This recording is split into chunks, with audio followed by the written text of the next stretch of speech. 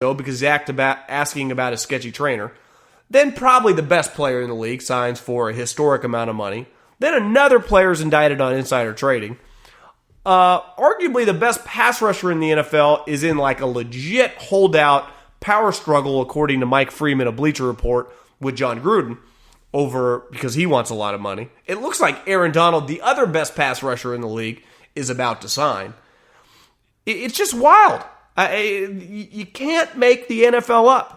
And as someone that likes this stuff, I do enjoy it. Now, I do really enjoy the football aspect, the games, talking about the chess match of a given week, getting ready for an opponent, who's going to play, who's not going to play, the matchups. I like all that stuff too. Gambling on the sport I like. But I also very, very entertained. I'm easily entertained. I was a sucker for Us Magazine and People Magazine. I like that stuff. And one thing's clear. You guys do too. And that's why when insider trading, when that headline comes across my Twitter, I do a double take. And if this was 5-10 years ago, it's like, this is not even believable. I walked away this morning and like, God, it's not even that crazy. Just pay a fine and move on. I mean, he made $1.2 million, turned $80,000 into $1.2 million in 5 months. Michael Kendricks has much smarter friends than me because I don't know anyone at Harvard, but thank God for the NFL drama because up until these games that are about to be played, and thank God they're right around the corner, it keeps us pretty entertained. Let's get to the NFL. It sure feels like this has been talked about for a long time, definitely the last 4 or 5 years, and I would say more than ever after this preseason. Now, in fairness to the preseason, which it feels like has been historically terrible, and preseasons are, I would say, consistently awful. Saturday, I know Michelle Beadle said on Get Up, the show that she used to be on and then got demoted or kicked off or left or whatever, that she refuses to watch football. For anyone that probably listened to this show, you also take the opposite approach. I watch a lot of football, and I can't wait for Saturday. I plan on not moving off my couch from basically sun up till sundown. We got football all day. But last Saturday, the third preseason games, the NFL Network did a good job. Starting on the West Coast, I think it was like 9:30 or 10, the Bears played the Chiefs, and then up until about 9 o'clock at night with the Chargers playing the Saints, we had football all day. And because it was the third preseason game, a lot of the starters played. Now, most of the NFL, and even some of the teams like Matt Nagy against Andy Reid, Matt Nagy sat all of the starters. I do think we're at the point now where the NFL has to do something about the preseason. Because a lot of teams, Sean McVay, Matt Nagy, they haven't played any of their starters. And we know, and I say this all the time, people bitch and moan that fans are furious about because they pay for the preseason games like their normal games, same price point. I do think if you're a longtime season ticket holder, it's just one of the built-in costs that you buy the preseason. You basically pay the extra for the preseason because you get the 8 home games. Unless you're a Raider fan, then you only get 7 because they're always playing internationally. But you get my drift. And I think they've realized that a couple things.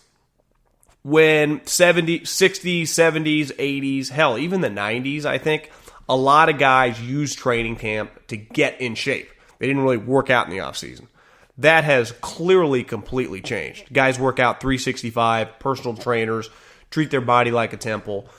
Not saying that when they show up July 25th, they are ready to play a football game, but they are much closer to being ready in 2018 than they were in 1991. Guys they just have to get their legs under them, have to get used to hitting.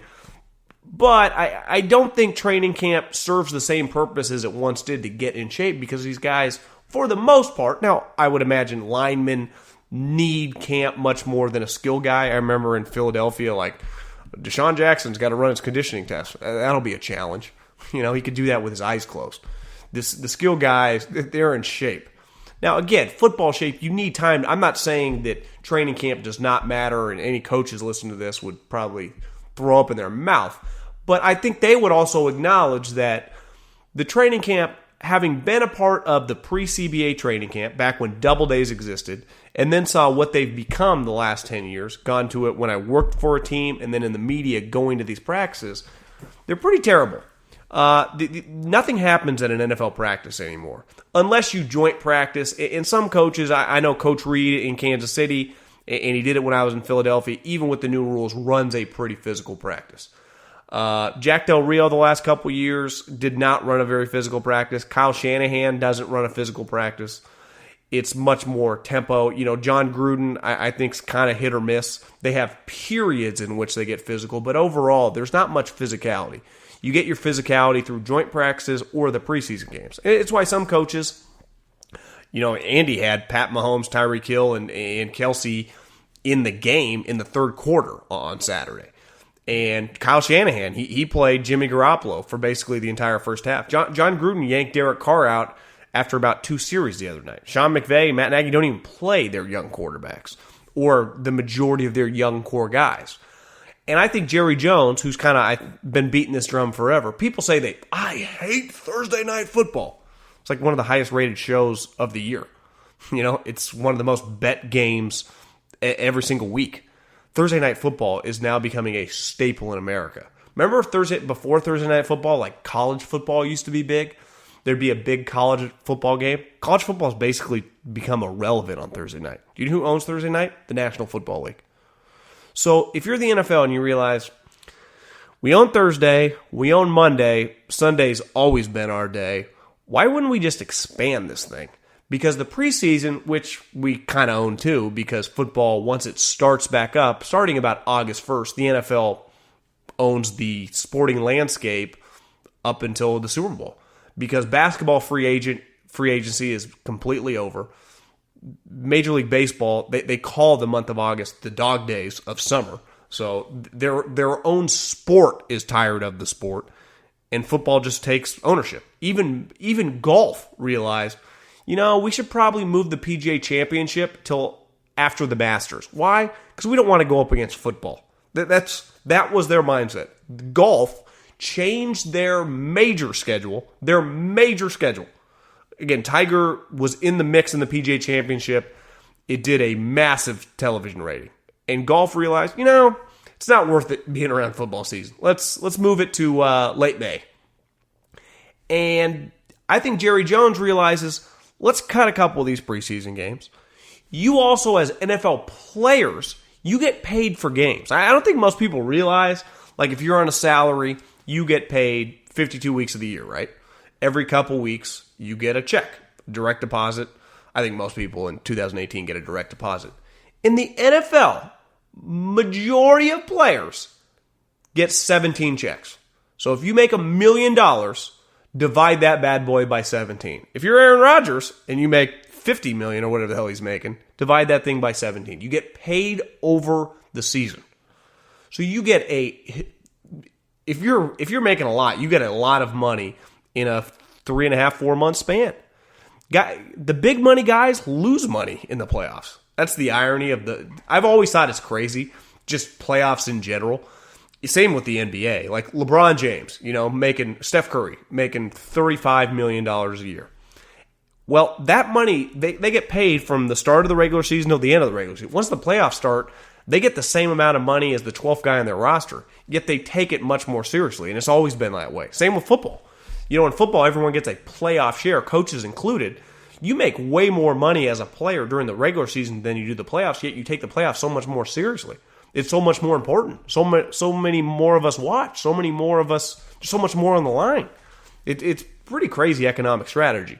Now, big picture, I've always said this, if you win in the playoffs, whether it's the NFL, the NBA, Major League Baseball, whatever, any sport, golf majors, it's more important for your ability to earn money over your lifetime.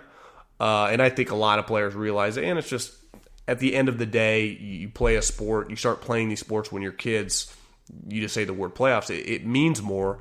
And I think Jerry Jones, who is a businessman first and foremost, it's just come to the realization, like, what are we doing in the preseason? This is so terrible. 2 weeks ago, I was at my brother's wedding, and I flip on the television. It's Rams-Raiders. I'm like, oh, I got a couple hours before I have to get ready. It already been a long day. I had played some golf that morning. I was like, I'm going to lay in the bed here and watch first quarter of the game. Then it gets announced before the first snap of the game that one starter, not for one team or the other team, total, between McVay and Gruden was playing in the game. Now, granted, they're going to play week 1 on the second Monday Night Football game. I said, this is the most pointless. What are we doing here? Wouldn't they get more out of it if they just practiced? It's just stupid. And again, I think most fans understand that when they buy the season tickets, that you just got to pay for the preseason. I would imagine the average season ticket holder does not go to a preseason game. They give those tickets away. They pay for the 8 regular season games. And then if you're a season ticket holder of a good team, the right to buy playoff tickets. That's what you do. That's part of the package. But, Jerry, and I would imagine a lot of these NFL owners, and the players should get on board with this too, because they will make more money. These preseason games, whether you're playing or not, you're not getting paid for it. Nowhere near what you make during the regular season. Everyone gets the same amount of per diem. Whatever the preseason pay is. Why wouldn't you? Like, everyone's freaking out, like, the health of the players. They say they put safety first. Yeah, they have put safety first. You guys watch the games? You watch the way they're officiating the hits? It's clear. The NFL has put safety first. That's not even arguable anymore. If anything, they've gone over the top on safety. It kind of pisses me off because I like the John Lynches, the Steve Atwaters, the Ronnie Lotts of the world. Like, I grew up on hard hits. Like, I enjoy a good hard hit. I still do. But the NFL doesn't. Well, I don't think they mind. They just don't want to pay for it. And Jerry's like, well, we might as well get paid because the preseason is a waste. We're losing players anyway. Guys are getting hurt in preseason games. When Marquise Lee just shattered his knee. We might as well play regular season games. I think the 18-game schedule is not only a good idea, I think it's now inevitable, and I think it'll be awesome. And everyone, it's like everyone complained about, like I said, Thursday Night Football. We love Thursday Night Football. And people can bitch and moan about it all you want. I see the television ratings. I know how many people gamble on the sport. Thursday Night Football is huge for business. 18-game schedule is going to be good for business. Okay, let's get to the Middlekauff mailbag. I got a ton of questions. You can always leave a question in iTunes. Just go rate, review, and in the review section, leave a question. I got a ton. You can also, in my Instagram DMs, I got a bunch of questions as well. I'm going to try to go rapid fire here today. Sometimes I go a little long, and I'm only able to get through like 3 or 4 questions. But I think today, let me bring up my Instagram questions. I'll try to go quick because I just checked on iTunes and I got a bunch. So let's go quick. I'm going to start really quick with my own question because this weekend, every team plays on Thursday, and then Friday, Saturday, Sunday is the biggest turnover in the NFL throughout the season. It's when, the cuts now go from 90 to 53. So you do the math. What is that? 37 players on each team. Is that 37 players? Yeah, 37 players, on every team are going to be released.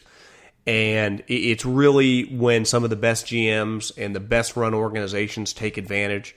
It's why, specific teams have certain needs, whether you need a backup corner, whether you need a backup wide receiver, you need a swing offensive lineman. You're not going to find starters, but you can find guys, you can claim guys. Now, when a guy gets cut, if you claim them, that means then you have to cut someone off your roster. So just because you make the initial 53, like let's say the Browns, for example, their 53 will be set, I think it's Saturday at 1 o'clock or whenever the official time is. Well, in the next 24 hours, because they're picking the waiver claim is based on the previous year's draft. So they're number 1.